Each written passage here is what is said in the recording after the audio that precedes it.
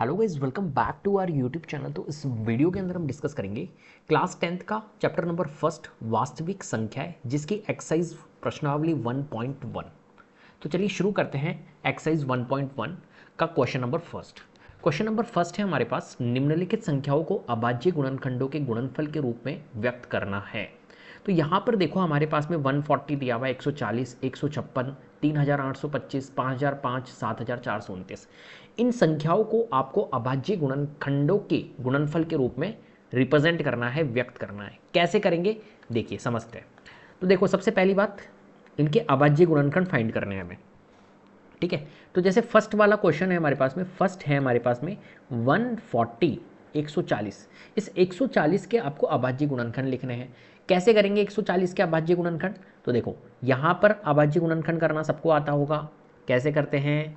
ठीक है, इस तरीके से आपको एक फॉर्मेट बनाना है, फिर 140 यहाँ लिखना है। अब यहाँ पर हमें अभाज्य गुणनखंड लिखने हैं। अभाज्य गुणनखंड मतलब जितनी भी हमारी अभाज्य संख्याएं होती हैं वो यहाँ पर आनी चाहिए। तो अभाज्य संख्या 140 को किससे करूँ मैं? 2 से कर देता हूँ। तो 2 से ये कितने टाइम्स जाएगा? 2 सत्ते 14 और ये 70 बार। फिर ये 2 से जा रहा है, फिर से हमारे 2 से 2 तिया 6, 2 पंजे 10, 35 बार गया। फिर अब ये 35 किससे जा रहा है? हमारा 35 जा रहा है 5 से। तो 5 सत्ते 35 और फिर 7 से जा रहा है, तो 7 एकम 7। हमेशा ध्यान रखना, ये वाला जो ब्लॉक होता है यहाँ पर हमेशा अभाज्य संख्याएं लिखी जाती है। ऐसा नहीं कि इस 140 को आप 10 से, है ना, विभाजित कर दो, है ना, 10 से आप लिख दो, वो नहीं चलेगा। यहाँ पर अभाज्य संख्या ही हमें लिखनी होती है। तो यहाँ पर देखो 140 है, तो 140 के हमारे क्या क्या निकले हैं अभाज्य गुणनखंड? तो 2 गुणा 2 गुणा 5 गुणा 7। ठीक है, इसको हम कैसे लिख सकते हैं? और 2 की पावर 2, 2 बार है, तो 2 की पावर 2, 2 की घात 2 गुणा 5 गुणा 7। इस तरीके से हमें यहाँ पर 140 के क्या करने हैं? अभाज्य गुणनखंड के फॉर्मेट में हमें इसको लिखना है। ये होगा हमारा क्या? आंसर। ठीक है, चलिए सेकंड पार्ट करते हैं। सेकंड पार्ट हमारे पास में है 156। 156 के अभाज्य गुणनखंड करने हैं। तो कैसे करेंगे? तो फिर से मैं एक फॉर्मेट बना लेता हूँ इस तरीके का, और यहाँ लिख लेता हूँ 156। किससे करें? ये 2 से जा रहा है हमारा, तो 2 सत्ते 14 और 2 अट्ठे 16। ठीक है, 78 बार गया। फिर वापस 2 से जा रहा है, 2 तिया 6, 2 नाम 18। ठीक है, अब ये 3 से जा रहा है हमारा, 3 एकम 3, 3 तिया 9। और फिर हमारा ये 13 से जा रहा है। ठीक है, तो हमारा 156 का क्या बनेगा? 156 का बनेगा 2 गुणा 2 गुणा 3 गुणा 13। ठीक है, जिसको हम लिख सकते हैं 2 की घात 2, 2 बार है, इंटू 3 गुणा 13। ये लीजिए, 2 की पावर 2 इंटू 3 इंटू 13। ये हमारा अभाज्य गुणनखंड निकला किसका? 156 का। तीसरा पार्ट है हमारे पास में 3825। 3825 कैसे करेंगे इसे? देखिए, फिर से हम क्या बना लेते हैं? ब्लॉक बना लेते हैं। 3825 लिख लेते हैं। अब ये 3825 किससे जा रहा है? हमारा 5 से जा रहा है ना। हमारे यहाँ पर जो यूनिट डिजिट है, यहाँ पर ये 5 लिखा हुआ है। ठीक है, इकाई के अंक पे। तो 5 से ये जा रहा है, तो 5 से हम इसको डिवाइड कर लेते हैं। तो देखो, 5 से हमारा जा रहा है, 5 सत्ते 35, 3 बचा, 5 छंग 30, 2 बचा, 25 हो गया, 55 25। क्लियर है? अब ये 5 से फिर से जा रहा है, इकाई अंक 5 है, तो 5 से जाएगा, 5 एकम 5 और 2 बचा, तो ये हो गया हमारा 26, 55 25 और 1 बचा, 15 हो गया, 5 दिया 15। अब बताइए ये किससे जा रहा है? ये हमारा जा रहा है 3 से। ठीक है, तो 3 5 15 और 3 एकम 3। फिर से ये 3 से जा रहा है, 3 एकम 3 और 3 सत्ते 21। ठीक है, अब ये 17 किससे जा रहा है? हमारा 17 जा रहा है, 17 एक हमारी अभाज्य संख्या है, तो 17 17 से जाएगा, तो 17 एकम 17। तो यहाँ पर हमारा क्या बना? 3825 के गुणनखंड। 3825 के बने भाई 5 गुणा 5 गुणा 3 गुणा 3 और गुणा 17, जिसे हम कह सकते हैं 5 की घात 2, 3 की घात 2 और 17। ठीक है, इस तरीके से हमारे को यहाँ पर इन क्वेश्चंस को सॉल्व करना होता है। तो 3 क्वेश्चंस हमारे हो गए इसके। चलिए, अब हमारे पास में चौथा और पांचवा पार्ट कर लेते हैं। इन्हें हम हटा देते हैं, जिससे कि हमारे पास में जगह बन जाए थोड़ी सी। अब यहाँ पर देखो, चौथा पार्ट है हमारे पास में 5005। ठीक है, 5005 के अभाज्य गुणनखंड करने हैं। कैसे करेंगे? तो देखो, 5005 हमने लिखा, ये 5 से जा रहा है हमारा, तो 5 एकम 5 और 5 एकम 5। ठीक है, अब ये किससे जा रहा है, 1001। अब देखो ये 1001 ये हमारा 2 से तो जाएगा नहीं, 3 से भी नहीं जा रहा है क्योंकि 3 की इसमें क्या नहीं लग रही है, डिविजिबिलिटी नहीं लग रही है। क्या ये 4 से जाएगा, नहीं, ये हमारा सम संख्या से तो नहीं जाएगा। अब ये 5 से भी नहीं जाएगा, हम 7 से इसको चेक कर लेते हैं एक बार। 7 क्या है, एक अभाज्य संख्या है, तो 7 से इसको चेक कर लेते हो। 7 एकम 7 कितना बचेगा हमारा, 3 बचेगा। मन ही मन में देखना है अपने को, 7 एकम 7 3 बचेगा, 3 और ये इधर 0 तो 30, 7 चौक 28, 2 बचेगा, 7 तिया 21। हाँ बिल्कुल 7 से जा रहा है, तो 7 एकम 7 हो जाएगा, ठीक है। और 7 चौक 28 और 7 तिया 21, ठीक है। अब देखिए ये किससे जा रहा है, 143 किससे जा रहा है, क्या 7 से जा रहा है, नहीं, 7 दूनी 14 और फिर 3 बचेगा, नहीं जाएगा। फिर 143 देखो हमारा 11 से जा रहा है, ठीक है। तो 11 से हमारा कितनी बार जा रहा है, ये 11 एकम 11 और 11 तिया 33, 13 बार जा रहा है, ठीक है। और 13 एक अभाज्य संख्या है जो कि 13 से जाएगी, तो 13 एकम 13। तो हमारा 5005 के गुणनखंड बन के आ गए हैं हमारे कितने, 5 गुणा 7 गुणा 11 इंटू 13। क्लियर है बात, सारे के सारे अभाज्य संख्याएं हैं। चलिए नेक्स्ट हमारे पास में है 5वां क्वेश्चन, 7429। इसके हमारे को अभाज्य गुणनखंड लिखने हैं। कैसे लिखेंगे, तो 7429, तो यहाँ पर एक बार चेक कर लेते, क्या ये 3 से जा रहा है हमारा, 7429 क्या ये 3 से जा रहा है, 9 10 11 4 15, 15 और 7 22 होता है, तो 3 की डिविजिबिलिटी नहीं लग रही है, ठीक है। तो हमारा ये किससे जा रहा है, सोचिए ज़रा। तो देखो ये हमारा 5 से तो जाएगा नहीं, 6 सम संख्या से जाएगा नहीं, 7 से एक बार इसको चेक करें, तो 7 एकम 7, 7 छंग 42 और ये भी नहीं जाएगा 7 से, ठीक है। और किससे जा रहा है, तो जब आप इसको चेक करोगे तो देखो पहली बात तो ये संख्या किसी से जाएगी नहीं, ये किससे जाएगी, ये एक अभाज्य संख्या से जाएगी। अभाज्य संख्या कौन सी, जैसा कि यहाँ पर मेरे पास में 11 संख्या है, तो 11 से एक बार चेक कर लो, 11 के बाद में आप 13 से एक बार चेक कर लो, ठीक है। 13 के बाद में अभाज्य संख्या कौन सी होती है हमारी, 17 होती है, 17 से चेक कर लो, ठीक है। तो इस तरीके से हम चेक कर करके देखेंगे। तो क्या 11 से जा रहा है, 11 से तो जा नहीं रहा है, 13 से देख लेते, 13 तिया 39, 13 चौक 52, 13 पंजे 65, 65 और ये हमारा 9 बचा तो 92 हो जाएगा, और 13 छिंग 78, 13 सत्ते 91 और 1 13 एकम 19 जाएगा नहीं, 13 से नहीं, 13 तो नहीं जा रहा है। अब नेक्स्ट अभाज्य संख्या होती है हमारी 17, 17 से चेक कर लेते, क्या 17 से जा रहा है, 17 चौक 68, कितना बचेगा, 6 बचेगा, 62 हो जाएगा, 17 34, 17 51, 17 17 तिया 51 और 17 सत्ते 119, हाँ 17 से जा रहा है, ये 17 से जा रहा है भैया। देखो 17 एकम 17, 17 34, 17 51, 17 चौक 68, 68 आ गया, 74 था, तो 68 6 74 होता है, तो 6 बचा और ये 2 था। अब 62 के बाद में जाओ, 17 एकम 17, 17 34, 17 51, 17 चौक 68, 17 तिया 51 है ना, 62 में से अगर 51, 62 में से 51 लेस करता हूँ मैं, तो 9 10 11 11 आता है, और ये 9 जो बचा था वो लिखा, 17 सत्ते 119 होता है, तो ये देखो 17 से पूरा पूरा जा रहा है, ठीक है। अब देखो ये 17 से जा रहा है क्या, 17 दूना 34, 34 के बाद में 34 6 फिर 97 बचेगा, 17 97 जाता नहीं 17 से, तो अब 17 के बाद में और एक कोई अभाज्य संख्या देखो कौन सी आती है, 19 आती है एक, 19 से देखो इसको, 19 से जाता है क्या, तो 19 दूना 38 होता है, 38 और ये 5 बचा और 19 तिया 57 होता है, बिल्कुल जा रहा है 19 से 23 बार, और 23 तो खुद ही अभाज्य संख्या है, तो ये एक बार जाएगा, ठीक है। ये ध्यान रखना आप, बहुत इंपॉर्टेंट क्वेश्चन है। तो 7429 की जो हमारी क्या बनी है, गुणनखंड बनी है, वो बनी है 17 19 और 23, ठीक है। इस तरीके से आपको इस क्वेश्चन को सॉल्व करना है। कुल मिला के इन संख्याओं को आपको अभाज्य गुणनखंड के रूप में लिखना था, वो हमने यहाँ पर लिख दिया है। क्लियर है, चलिए क्वेश्चन नंबर सेकंड की ओर चलते हैं। सेकंड है हमारे पास में पूर्णांकों के निम्नलिखित युग्मों के एचसीएफ और एलसीएम ज्ञात करने हैं, और इसकी जांच करना है कि दो संख्याओं का गुणनफल जो है वो बराबर होता है एचसीएफ इंटू एलसीएम के। तो पहली बात तो मैं आपको बताना चाहता हूँ कि दो संख्याओं का जो गुणनफल होता है ना, कोई भी दो संख्या है, जैसे कि एक संख्या a है और दूसरी संख्या b है, तो a गुणा b जो होगा वो एलसीएम इंटू एचसीएफ की इक्विवेलेंट होगा, बराबर होगा, ठीक है। तो दो संख्याओं का गुणनफल जो होता है वो एलसीएम इंटू एचसीएफ के बराबर होता है। अब इसको कैसे हम वेरीफाई करना है, देखिए हमें यहाँ पर इसने बोला है कि इसकी आपको जांच करनी है, तो कैसे करेंगे इसकी जांच समझते हैं। देखो यहाँ पर हमारे पास में फर्स्ट पार्ट दिया हुआ है 26 और 91, 26 और 91, ठीक है। इस क्वेश्चन को अपने को सॉल्व करना है। तो पहला काम मैं क्या करूँगा यहाँ पर 26 का और 91, इन दोनों का मेरे को क्या निकालना है, एलसीएम और एचसीएफ निकाल लेते हैं। एक बार निकाल के देख लेते हैं। तो यहाँ पर 26 का और 91 का सबसे पहले काम, एलसीएम और एचसीएफ निकालने के लिए मेरे को इनके क्या करने होंगे, अभाज्य गुणनखंड निकालने होंगे। तो जैसा मैंने अभी निकाला था वैसे ही हम कर लेते हैं यहाँ पर। तो देखो 26 के अगर मैं करता हूँ तो 26 का कैसे करूँगा, इस तरीके से करूँगा। तो ये 13 बार जा रहा है और फिर 13 अभाज्य संख्या है, तो 26 का जो गुणनखंड निकलेगा वो 2 गुणा 13 निकलेगा। ठीक है, कोई दिक्कत। चलो अब 91 के निकाल लेता हूँ, जैसे मैंने अभी निकाला वैसे ही अभाज्य गुणनखंड कर लेता हूँ 91 के।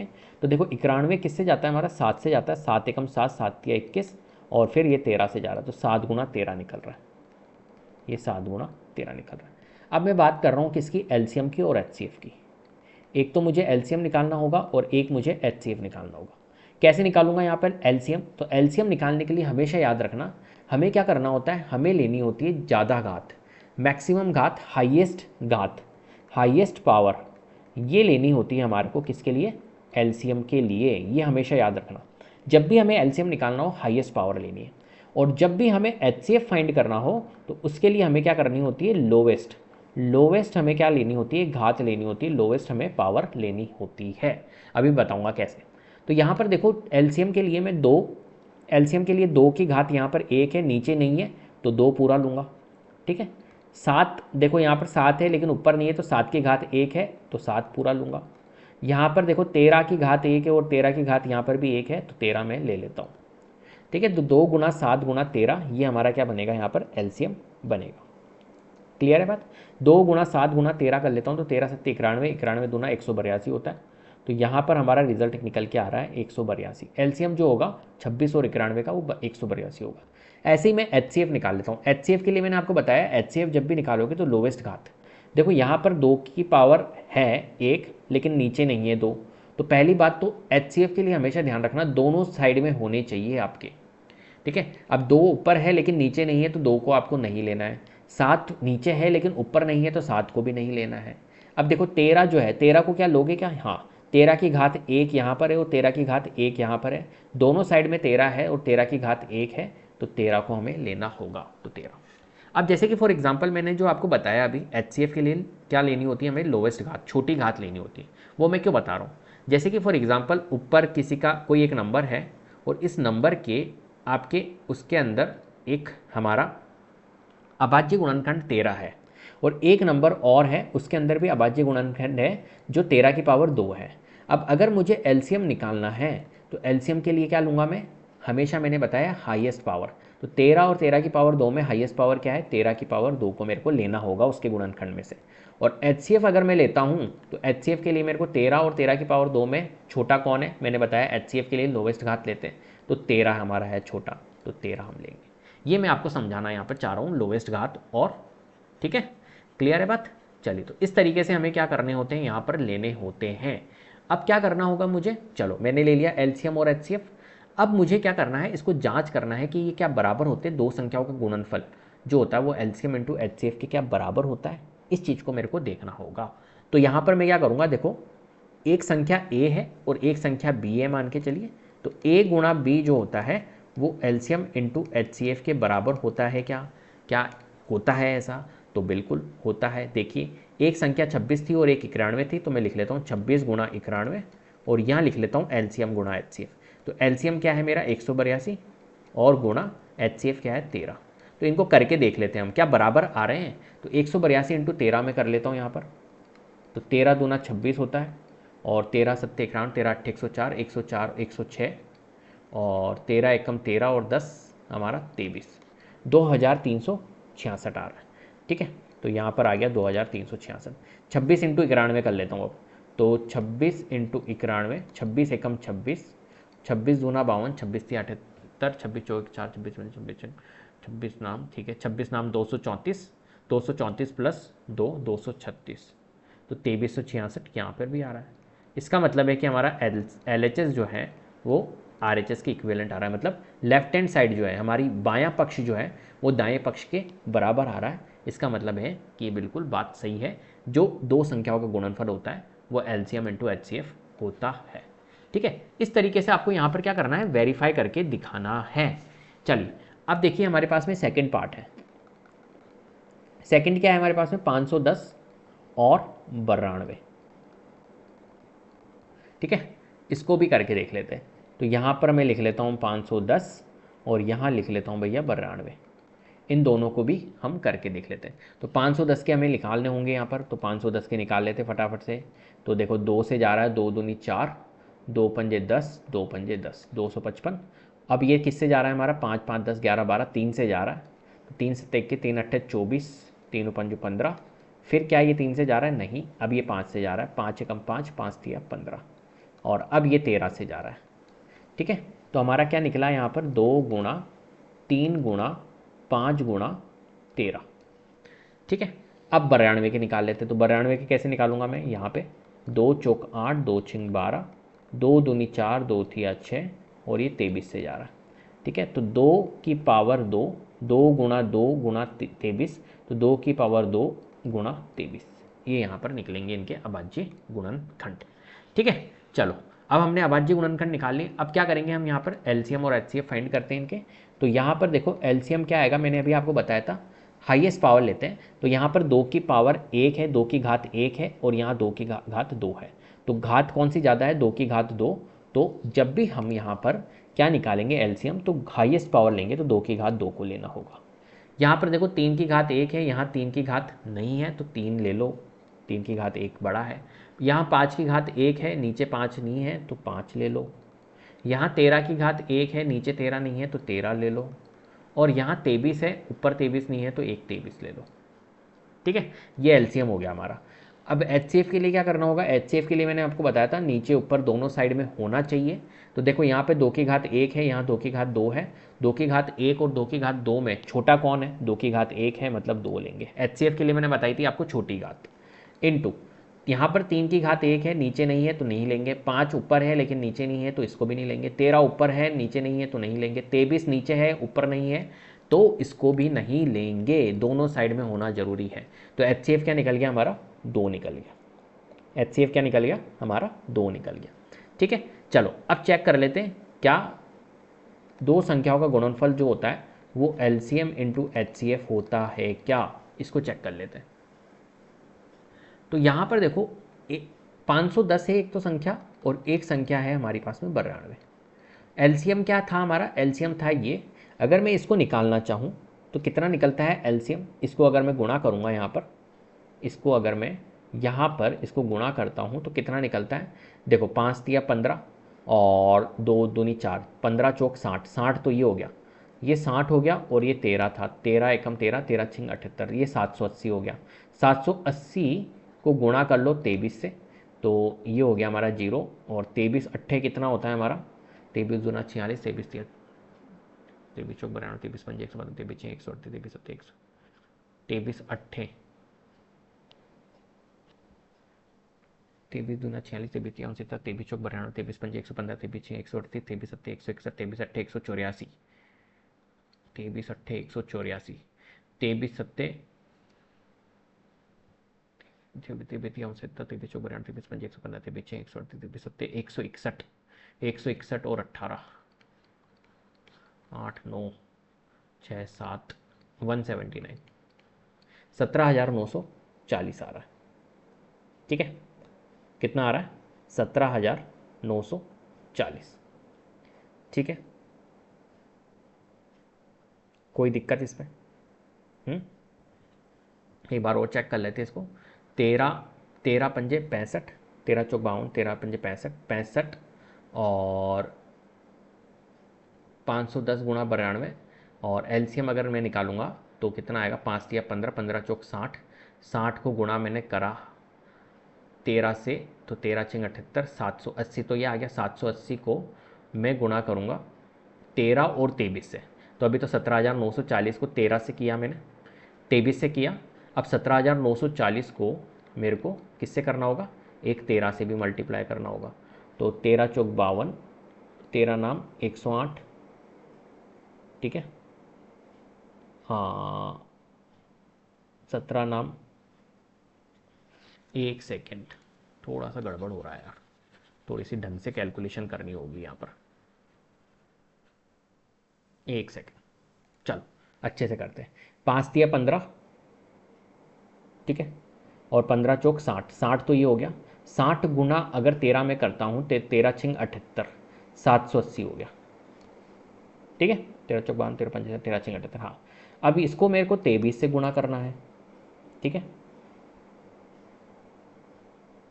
इसको मेरे को 23 से गुणा करना है। 5 गुणा 13, 2 गुणा 3 गुणा 5, मैंने इसके 510 के शायद अधूरे लिखे, कहीं गलती हो गई क्या? एक सेकंड, मैंने लिखने में गलती कर दी। 510 के एक बार फिर से मैं निकाल रहा हूँ।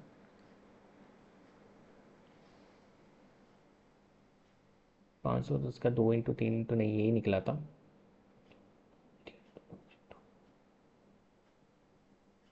शायद 13 नहीं था यहाँ पर, एक मिनट। 2 दूनी 4, 2 पंजे 10, 2 पंजे 10, फिर 5 से 55 25, 5 कम 5। हाँ मेरे को याद है यार, 13 नहीं था, 17 था ये, इस वजह से ही तो गड़बड़ हो रही है। यहाँ पे 17 था, यहाँ 17 करना भैया, और यहाँ पे भी 17 करना, ठीक है, इसलिए वो मिस्टेक हो रही है। चलो अब देखो यहाँ पर, यहाँ HCF2 आ गया। चलो 5 दिया 15, 15 चौक 60, 60 तो ये हो गया, 60 और 17, 17 चौथे 17 टेकाम, 17 चौक 75 छिंग 85 17 छिंग 102, 1020, 1020 को 23 से कर लो, तो 23 दूना 46, 4 23 एकम 23, 23,460 आ रहा है, ठीक है। चलो तो यहाँ पे मैं इसको मिटा देता हूँ, एक सेकंड, एक मिस्टेक की वजह से कितना टाइम लग गया, वो गलती कर दी थी मैंने, 13 लिख दिया यहाँ पर। चलो कोई बात नहीं। तो एलसीएम मेरा आ रहा है 23,460, HCF आ रहा है 2, तो एलसीएम 23,460 और HCF कितना आ रहा है, 2 आ रहा है। चलो अब कर लेते हैं 510 गुणा 92 कर लेते हैं। तो 510 को अगर मैं 92 से गुणा करता हूँ तो कितना आता है देख लेते हैं। देखो ये 0, 92 कम 92, और 92 को 5 से करता हूँ तो 9 पंजे 45, 450 तो ये हो गया, 5 दूनी 10, 460, 460 और 19 9, 469, 46,920 आ रहा है, ठीक है। इसको देख लेते हैं, 23,460 इंटू 2 करता हूँ, 23 दूना 46 और 4 4 8, हाँ ये भी हो जाएगा, 46,920 आ रहा है, ये भी कोई दिक्कत नहीं है। तो LHS जो है वो RHS के बराबर हमारा यहाँ पर आ रहा है, मतलब हमने इसको क्या कर लिया है, जांच कर लिया है, ठीक है। इस तरीके से आपको सॉल्व करना है। चलिए आगे बढ़ते हैं। कैलकुलेशन है थोड़ी सी ज़्यादा इसके अंदर, तो आपको कैलकुलेट ढंग से करना होगा, ठीक है, गलती नहीं करनी है, थोड़ी सी भी गलती हुई मिस्टेक हो जाएगी। थर्ड पार्ट है हमारे पास में 336 और 54, ठीक है। चलो तो 336 और 54 के हम फटाफट से कर लेते हैं यहाँ पर। तो एक सेकेंड, यहाँ निकाल लेता हूँ मैं, यहाँ पे जगह है अपने पास में। 336 के निकाल लेते हैं फटाफट से, अबाजी गुणनखंड। 2 एकम 2, 2 छिंग 12, 2 अट्ठे 16, सही है। 2 एकम 2, 2 छिंग 12, 2 अट्ठे 16, 2 अट्ठे 16, 2 चौक 8, फिर 2 से जा रहा है, 2 चौक 8, 2 दूनी 4, फिर 2 से जा रहा है, और फिर 3 से जा रहा है, और फिर 7 से जा रहा है, ठीक है। तो हमारे पास में 336 के आ गए हैं, और 54 के भी हम निकाल लेंगे अभी।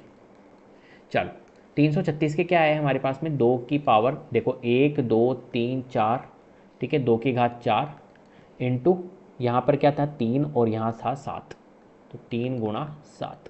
54 के अगर हम देखें तो 54 का देखो, 54 का अगर हम निकालेंगे तो 54 का 2 गुणा 27 होता है, और 27 होता है 3 की पावर 3 और ये 2, ठीक है। तो 2 इंटू 3 की पावर 3 ये निकलेगा हमारा। तो यहाँ पर अगर मैं एलसीएम की बात करूँ तो एलसीएम के लिए मैंने बोला हाईएस्ट पावर, 2 की पावर 4 है, यहाँ 2 की पावर 1 है, तो 2 की पावर 4 को लेंगे। यहाँ 3 की पावर 1 है, यहाँ 3 की पावर 3 है, तो 3 की पावर 3 को लेंगे। और यहाँ 7 की पावर 1 है, यहाँ नहीं है, तो 7 ले लो, सीधी सी बात। HCF को देखेंगे तो HCF के लिए क्या करना होगा, लोवेस्ट पावर है ना, छोटी घात। 2 की पावर 4 और 2 की पावर 1 में छोटी घात 2 की पावर 1 है, ले लो। 3 की पावर 1 और 3 की पावर 3 में छोटी घात 3 की पावर 1 है, ले लो। 7 लेंगे नहीं, 7 ऊपर है नीचे नहीं है क्योंकि, तो 7 को नहीं लेंगे। तो 2 गुणा 3 अगर हम करते हैं तो 6 आता है। और यहाँ पर अगर हम एलसीएम निकालना चाहें तो एलसीएम कितना आएगा, देखो 2 की पावर 4 हमारा कितना होता है, 2 16, 16 और 27, तो 16 और 16 सत्ते 112 होता है, ठीक है। 112 इंटू 27 कर लो, एक सेकेंड मेरे को जगह करनी होगी कैलकुलेट करने के लिए। तो 112 गुणा 27, 27 दूना 54, 27 एकम 27 और 5 32, 27 एकम 27, 28 29 30, 3024 आ रहा है। या मैं लिख लेता हूँ 3024, ठीक है, कोई दिक्कत। चलो अब हम देख लेते हैं यहाँ पर एलसीएम ए गुणा बी जो होता है वो क्या एलसीएम गुणा एचसीएफ के इक्विवेलेंट होता है। तो यहाँ पर चेक कर लेते हैं एक बार। तो यहाँ पर देखो मेरा ए गुणा बी 336 एक है नंबर और दूसरा नंबर है 54, और एलसीएम मेरा आया 3024 और एचसीएफ हमारा आया 6।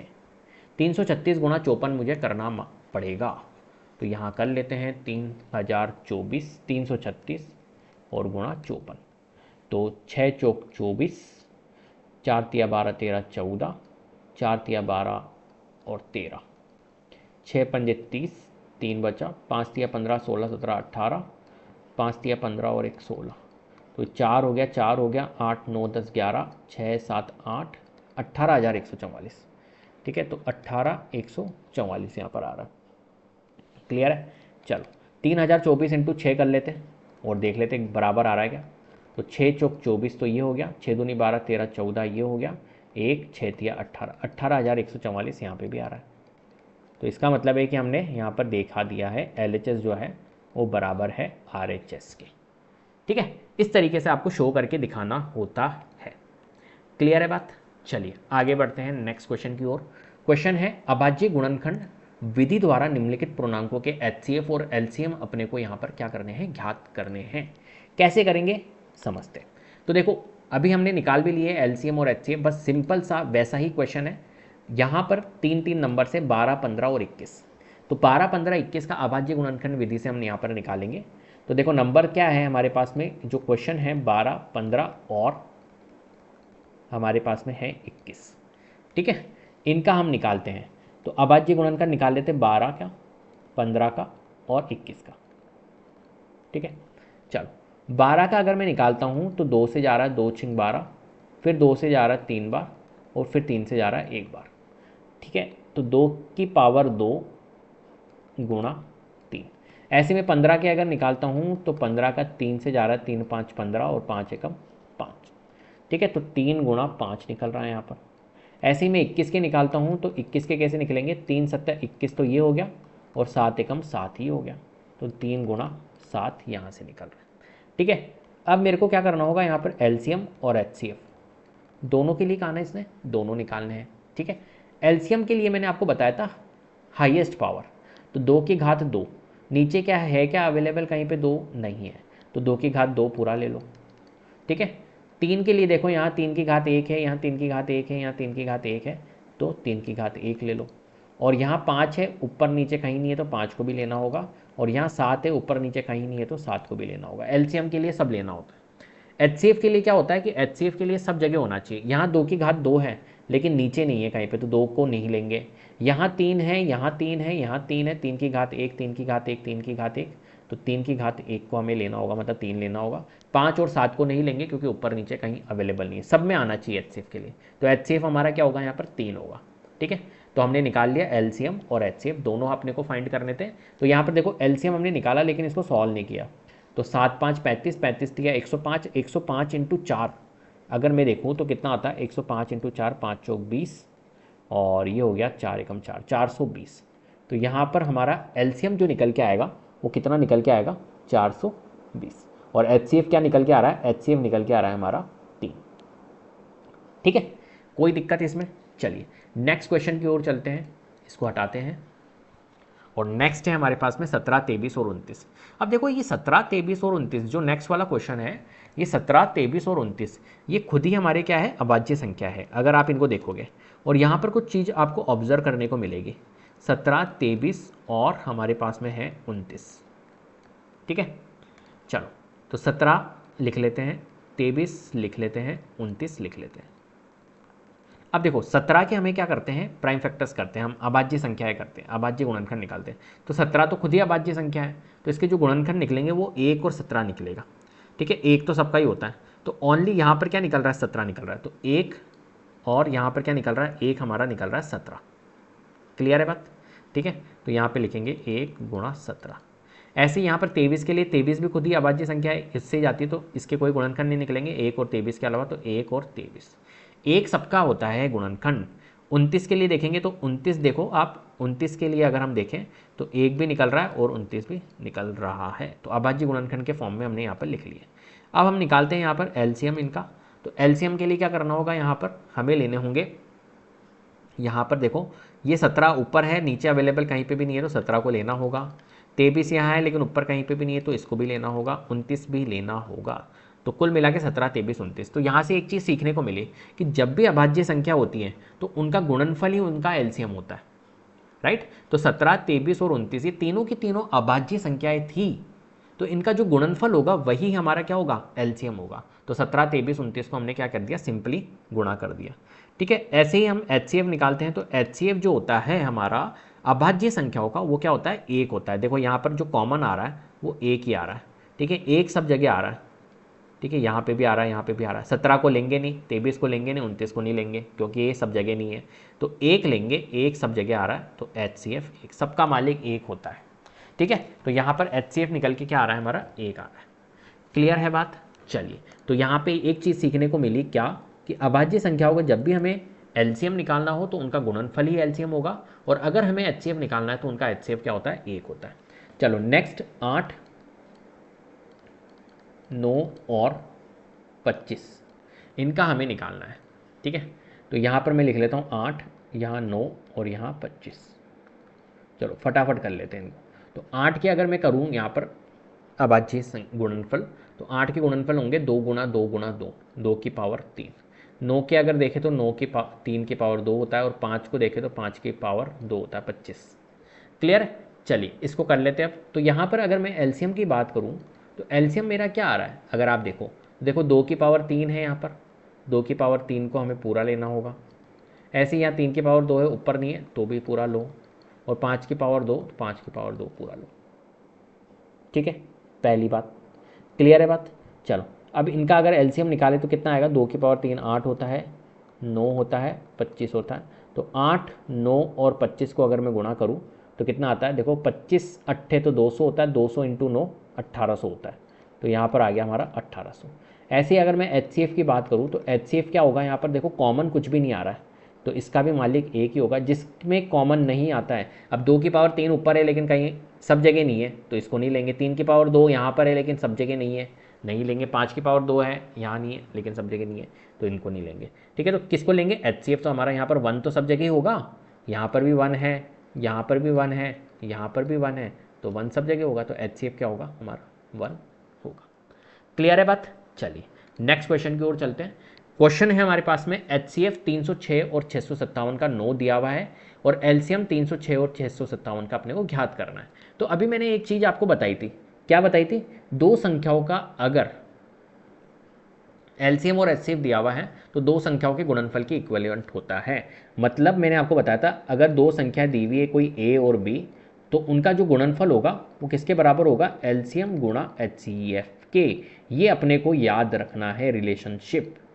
क्लियर है बात, चलिए नेक्स्ट करते हैं। तो इसको अपन कर लेते हैं। तो हमें गिवन है एचसीएफ 306 और 657 का, ठीक है। तो हम यहाँ पर क्या लिखेंगे, कैसे लिखेंगे, इसको रिप्रेजेंट करना सिखा रहा हूँ। तो हमें दिया हुआ है एचसीएफ जो है वो 306 और 657 का कितना दिया हुआ है, 9 दिया हुआ है, तो लिख लेते हैं यहाँ पर 9, ठीक है।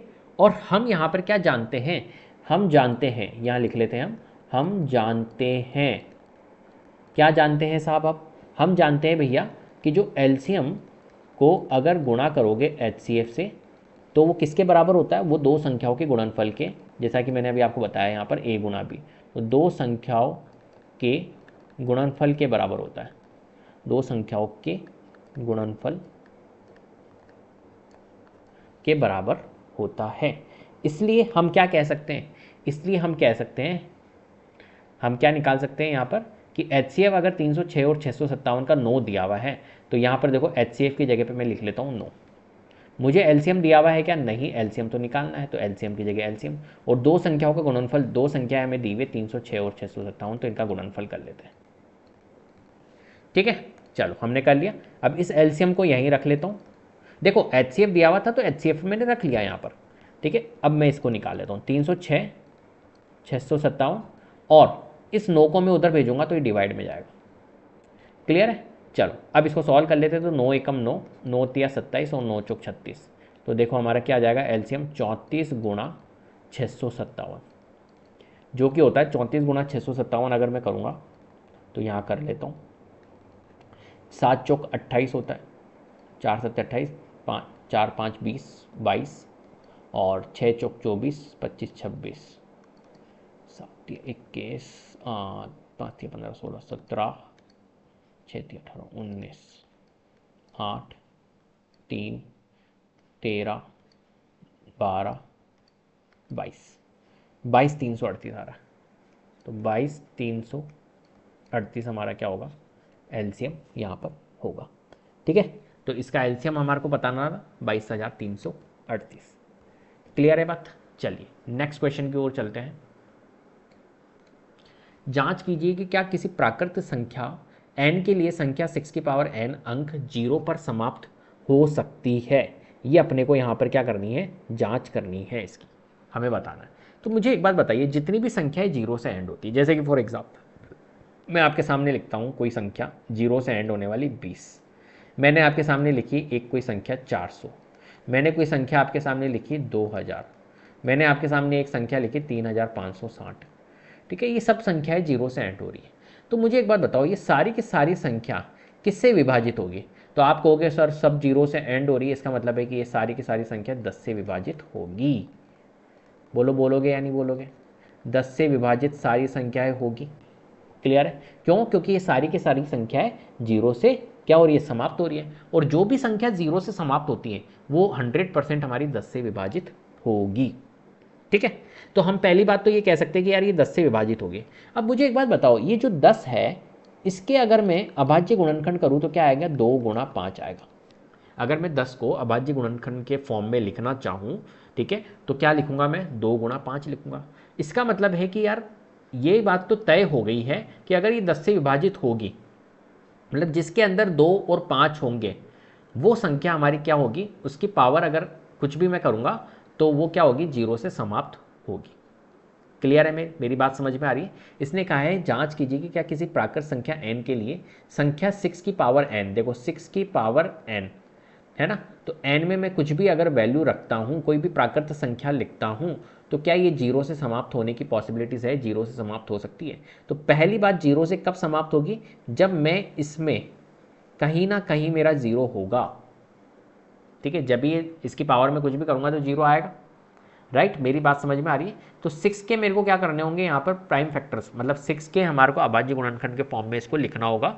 और उस अभाज्य गुणनखंड में हमें देखना होगा कि क्या 2 और 5 है या नहीं। अगर 2 और 5 दोनों आ रहे तब तो n की पॉसिबिलिटीज़ है यहाँ पर, n जो होगा वो 0 से समाप्त होगा।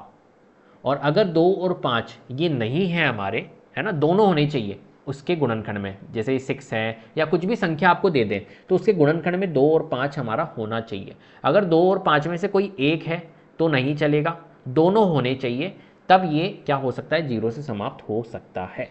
क्लियर है बात? चलिए कॉन्सेप्ट समझ गए। अब इस क्वेश्चन को कर लेते हैं किस तरीके से हमें करना होगा, किस तरीके से लिखना होगा। तो हम लिख लेते हैं, सबसे पहली बात मैंने आपको बताई थी कि 0 से अगर समाप्त हो सकती है तो ये 10 से विभाजित होगी।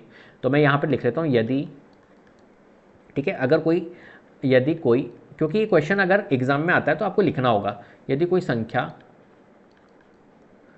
0 पर समाप्त हो सकती है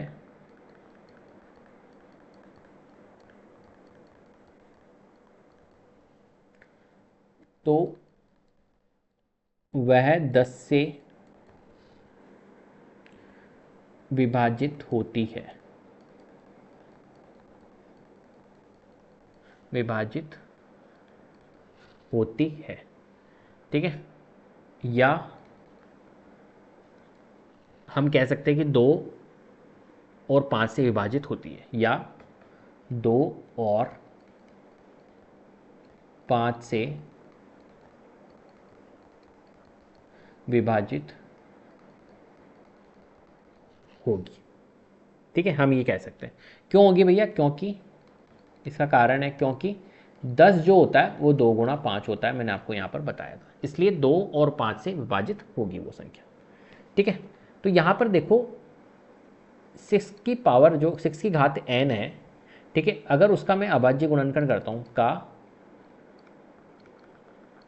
अभाज्य गुणनखंड अगर मैं करता हूँ तो मेरा क्या निकलता है? 2 गुणा 6 को मैं क्या लिखूँगा? 2 गुणा 3 और उसकी पावर मेरी n है। ठीक है, तो इसका मतलब है कि 2 की पावर n और 3 की पावर n, ये अभाज्य गुणनखंड निकलेंगे 6 की पावर n के, 6 की घात n के। अब 6 की घात n में देखो 2 की घात n है और 3 की घात n है, तो 2 है 3 है, लेकिन मेरा कौन नहीं है? 5 नहीं। मैंने आपको बताया था ये 2 और 5 ये दोनों की दोनों होना ज़रूरी है, जब भी वो क्या होगा? एंड होगा हमारा, समाप्त होगा 0 से। लेकिन यहाँ पर देखो 2 तो है लेकिन 5 नहीं है। क्लियर है बात? समझ में आ रही है मेरी बात? तो यहाँ पर हम कह सकते हैं कि 6 की पावर n के अभाज्य गुणनखंडों में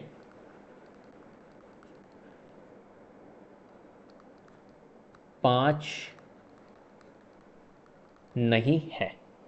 ठीक है, इसलिए मैंने आपको बताया था, इसलिए 5 नहीं है, इसलिए 6 की पावर n जो है वो 5 से विभाजित, 5 से 5 नहीं है, इसका मतलब कि 5 से विभाजित नहीं होगा। 2 से तो हो जाएगा, 2 है तो 2 से तो हो जाएगा, नहीं होगा। ठीक है, और अगर 5 से विभाजित नहीं होगा, 2 और 5 दोनों से विभाजित होना चाहिए। मैंने आपको बताया था 10 से विभाजित होगी, इसका मतलब है कि 2 और 5 से भी विभाजित होगी। और अगर 5 से विभाजित नहीं है तो हम ये कह सकते हैं कि 6 की पावर n की गुणनखंड में 2 और 3 के अतिरिक्त और कोई अभाज्य गुणनखंड यहाँ पर नहीं है, मतलब 5 से विभाजित नहीं है, तो हम कह सकते हैं कि अतः किसी भी प्राकृत संख्या के लिए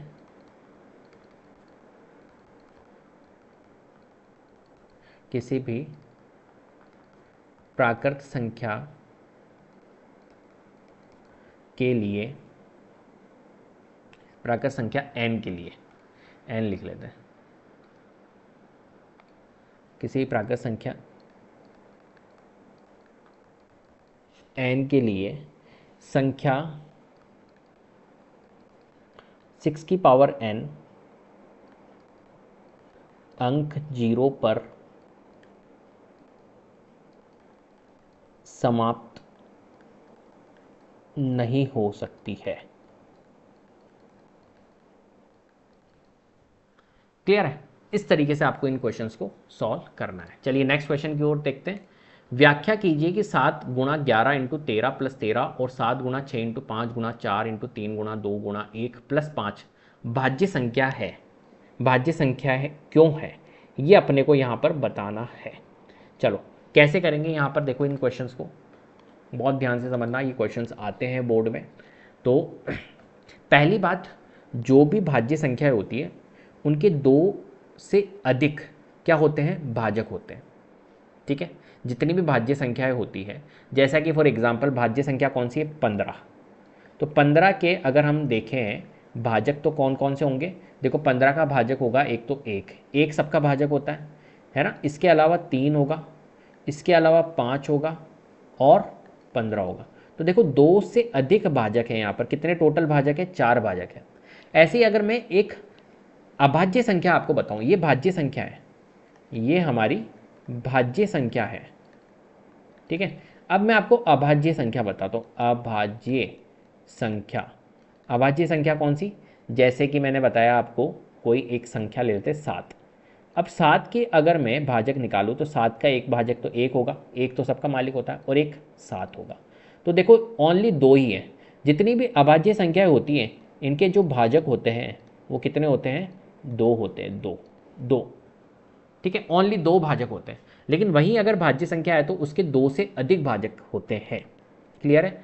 तो ये तो हमें पता है कि भाजक जो होते हैं अभाज्य संख्याओं के वो 2 से अधिक होते हैं।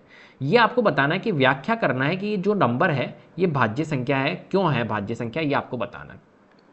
चलो तो देखो हम ये तो जानते हैं कि अभी मैंने आपको बताया भाज्य संख्या भाज्य संख्याओं के दो से अधिक भाजक होते हैं। ये मैंने अभी आपको यहाँ पर बताया है। तो आपको क्या संख्या दी हुई है? 7 गुणा 11 गुणा 13 प्लस 13, ये एक संख्या आपको गिवन है।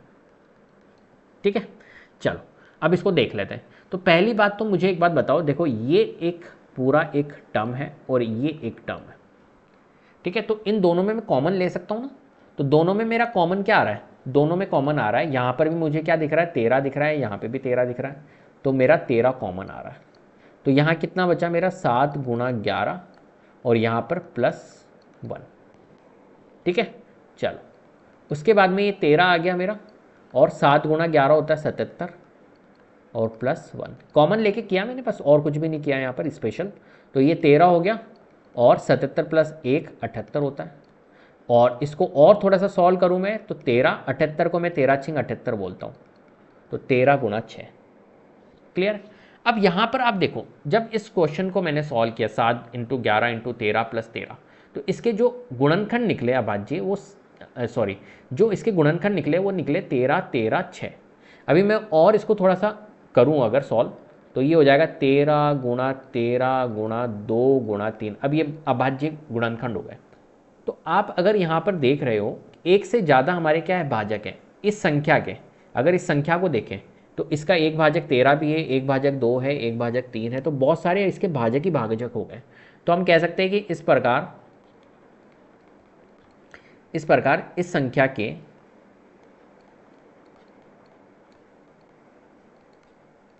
इस संख्या के दो से अधिक भाजक कौन कौन से भाजक हो गए? देखो एक तो हो गई।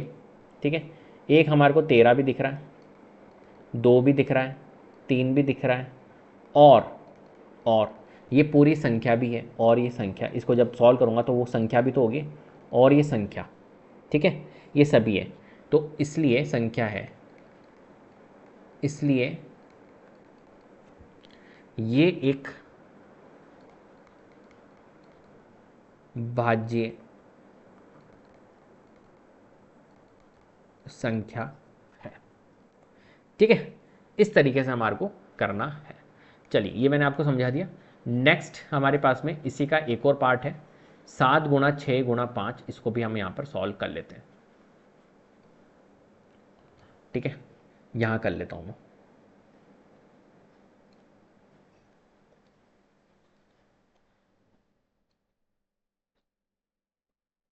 7 गुणा 6 गुणा 5 गुणा 4 गुणा 3 2 1 +5। अब यहाँ पर देखो, पहली बात यहाँ से लेके और ये प्लस आ रहा है यहाँ पे, और ये दोनों एक टर्म है। तो यहाँ पर कॉमन क्या आ रहा है मेरा? 5 आ रहा है। तो यहाँ क्या बच रहा है? 7 गुणा 6 गुणा 5 तो आ गया, 4 3 2। ठीक है, और एक भी मैं लिख सकता हूँ, कोई दिक्कत नहीं है।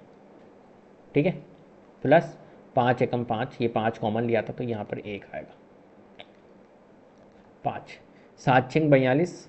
ठीक है, इसको जब आप मल्टीप्लाई करोगे, देखो 3 दूनी 6 हो गया, 6 चौक 24 24, और 24 छिंग 144, 24 5 120, 24 छिंग 144, 144 इंटू 7 होता है हमारा 1008, प्लस यहाँ पर है हमारा 1। ठीक है, तो ये हो गया 5 गुणा 1009। अब देखो इसको और ज़्यादा सॉल्व मत करो, यहाँ तो छोटी संख्या थी तो मैंने कर लिया। अब 5, एक तो देखो इस नंबर का मेरा एक तो 5 हो गया, अब है ना भाजक, एक 1009 हो गया, एक ये हो गया, तो 2 से अधिक हो गया ना। तो यहाँ पर हम कह सकते हैं कि इस प्रकार, जैसा मैंने यहाँ लिखा था, इस प्रकार इस संख्या के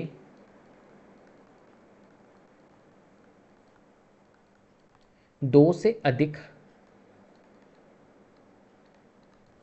भाजक, जैसा कि मैं देख रहा हूँ यहाँ पर 1 आ गया भाजक, 5 आ गया, 1009 आ गया, और ये संख्या खुद भी ठीक है, 2 से अधिक भाजक है, इसलिए यह एक भाज्य संख्या है। क्लियर है? इस तरीके से आपको ये क्वेश्चन सॉल्व करना है। नेक्स्ट, किसी खेल के मैदान के चारों ओर एक वृत्ताकार पथ है। इस मैदान का एक चक्कर लगाने में सोनिया को 18 मिनट लगते हैं, जबकि इसी मैदान का एक चक्कर लगाने में रवि को 12 मिनट लगते हैं। मान लीजिए वे दोनों एक ही स्थान और एक ही समय पर चलना प्रारंभ करके एक ही दिशा में चलते हैं। कितने समय बाद वे पुनः प्रारंभिक स्थान पर मिलेंगे? बहुत ध्यान से समझना। देखो, एक इसने बोला है कि एक वृत्ताकार पथ है, पहली बात। तो अगर वृत्ताकार पथ है तो ये इस तरीके का पथ होगा, इस तरीके का एक पथ है। ठीक है, इसके ऊपर ये दोनों के दोनों, ये खेल का मैदान है, चारों ओर एक वृत्ताकार पथ है। इस मैदान का एक चक्कर लगाने में सोनिया को 18 मिनट लगते हैं, है ना। और दोनों एक ही स्थान और एक ही समय पर चलना प्रारंभ करते हैं। मान के चलिए यहाँ पर है, यहाँ से स्टार्ट हो रहे हैं दोनों के दोनों, एक ही समय पर स्टार्ट हुए हैं। और जो सोनिया है उसको 18 मिनट लगते हैं इस पूरे ग्राउंड को, इस पूरे वृत्ताकार पथ को कवर करने में उसको 18 मिनट लगते हैं एक चक्कर लगाने में, जबकि जो रवि है उसको 12 मिनट लगते हैं। अब इससे ये एक चीज़ पता चल रही है कि यार रवि की स्पीड ज़्यादा है, इसी वजह से वो कम समय में इसको कर रहा है कवर। ठीक है, ये तो क्लियर है। स्पीड ज़्यादा है रवि की और सोनिया की थोड़ी कम है स्पीड, इसलिए उसको ज़्यादा समय लग रहा है। चलो, मान लीजिए कि वे दोनों एक स्थान पर चलना प्रारंभ करते हैं एक ही समय पर और एक ही दिशा में चल रहे हैं, तो कितने समय बाद वे पुनः प्रारंभिक स्थान पर मिलेंगे? तो देखो, पहली बात समझो मेरी, बहुत ध्यान से समझना कि अगर रवि को, है ना, कौन है हमारे पास में, एक तो है सोनिया और एक है रवि। ठीक है, देखो ये रहा, सोनिया को 18 मिनट लगते हैं और रवि को 12 मिनट लगते हैं। तो जब सोनिया चल रही है तो सोनिया को 18 मिनट लग रहे हो, रवि को, तो देखो मान के चलिए कि 12 मिनट कंप्लीट हो गए, तो 12 मिनट में तो रवि तो देखो एक चक्कर लगा के यहाँ पर आ जाएगा, ये पहुँच गया रवि। लेकिन सोनिया को तो 18 मिनट लगते हैं, तो सोनिया उस समय पर कहाँ पर होगी? यहाँ पर होगी। जब 12 मिनट हुए होंगे तब रवि तो यहाँ पहुँच गया, पूरा एक चक्कर लगा लिया, लेकिन सोनिया अभी तक यहीं पहुँची है। क्यों? क्योंकि सोनिया को 18 मिनट लगेंगे इसको कवर करने में। क्या मेरी बात समझ में आ रही है? ऐसे ही रवि फिर से नेक्स्ट यहाँ पर पहुँच जाएगा, तो हो सकता है सोनिया कहीं और यहाँ पर पहुँचे। ठीक है, आ रही मेरी बात समझ में? रवि का पहला चक्कर कंप्लीट हो गया, 12 मिनट हुए, जबकि सोनिया यहीं पे पहुंची जब तक वो, और एक रवि ने चक्कर लगा भी लिया। ठीक है, फिर रवि और चला और दूसरा चक्कर लगाया, तो दूसरा चक्कर फिर से 12 मिनट में करेगा, मतलब टोटल 24 मिनट हो गए। और सोनिया, पता चला कि सोनिया फिर से यहाँ से अब की बार वो यहाँ तक पहुँच गई हो। ठीक है, फिर रवि क्या है, वापस से एक और चक्कर लगाया, 36 मिनट हो गए। और फिर सोनिया हो सकता है कि यहाँ से कहाँ पहुँच गई हो, यहीं पे ही पहुँच गई हो। तो रवि और सोनिया एक जगह पे आ गए। क्लियर है? क्वेश्चन ये कहना चाह रहा है आपको। क्या क्वेश्चन समझ गए? अब देखो, इतना ज़्यादा इसमें दिमाग लगाना नहीं है। करना क्या है यहाँ पर मैं आपको बताता हूँ। जब भी ऐसा क्वेश्चन आता है तो यहाँ पर हमें क्या करना है, यहाँ पर हमें इनका एलसीएम लेना है। ठीक है, दोनों कब एक स्थान पर पहुंचेंगे, इसके लिए हमें क्या करना होगा, यहाँ पर हमें लेना होगा इसका एलसीएम। मैंने आपको पूरा देखो इसको समझा दिया है किस तरीके से ये क्वेश्चन आपको कह रहा है, इसलिए हम यहाँ पर एलसीएम निकाल रहे हैं। एलसीएम मीन्स होता है लीस्ट कॉमन मल्टीपल। एक छोटा सा हमें क्या देखना है, यहाँ पर मल्टीपल देखना है, ये होता है एलसीएम का मतलब, लसापा। ठीक है, चलो, तो हम इसको कैसे करेंगे? तो कुल मिला के हमें ये तो पता चल गया कि यहाँ पर हमें क्या निकालना होगा, एलसीएम निकालना होगा। तो हम लिख लेते हैं यहाँ पर रवि को 12 मिनट लगते हैं, 12 मिनट लगते हैं, जबकि सोनिया को कितना लग रहा है, 18 मिनट, जबकि सोनिया को 18 मिनट लगते हैं। ठीक है, तो एक समय बाद दोनों अपने प्रारंभ स्थान पर होंगे होंगे चलो, तो लगते हैं एक समय बाद दोनों अपने प्रारंभ स्थान पर होंगे और कब होंगे, कब होंगे वो बताइए, क्या लेंगे इसके लिए, और वह समय क्या होगा, और वो जो समय होगा जब प्रारंभ स्थान पे होंगे वह समय 12 और 18 का क्या होगा, एलसीएम होगा। क्लियर है बात। तो हमें क्या करना होगा, यहाँ पर 12 और 18 का एलसीएम लेना होगा।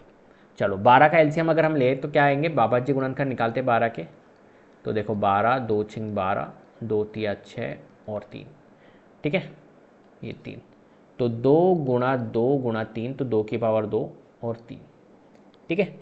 ऐसे ही 18 के निकालता हूँ तो 2 तिया 6 और 6 तिया 18, 2 गुणा 3 की पावर 2, ये निकलेगा हमारा, ठीक है। ये आवाजी गुणनखंड निकाल ली। अब इनका हम निकाल लेते हैं एलसीएम।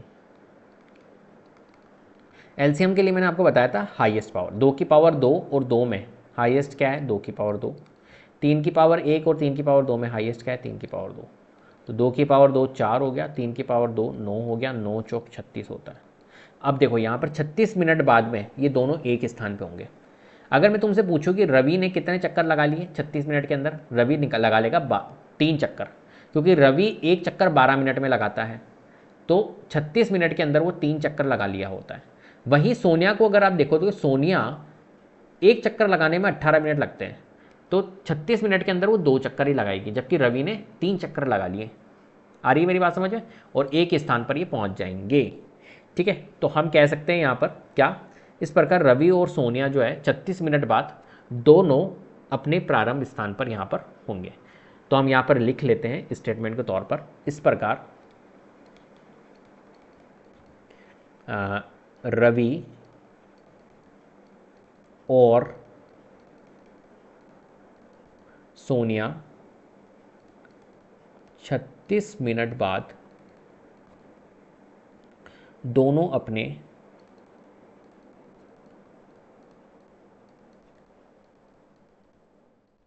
प्रारंभ स्थान पर होंगे। इस तरीके से इस क्वेश्चन को सॉल्व करना है। क्लियर है। तो इसी के साथ में हमारी ये एक्सरसाइज कंप्लीट हो गई है। तो उम्मीद करता हूँ आपको वीडियो पसंद आई होगी। अगर वीडियो पसंद आई है तो प्लीज़ लाइक कीजिए, शेयर कीजिए, चैनल को सब्सक्राइब कर लीजिएगा, बेल आइकन को जरूर प्रेस कर लीजिएगा, जिससे कि अपकमिंग वीडियोज़ के नोटिफिकेशन आपको टाइम टू टाइम मिलते रहे। Thank you so much.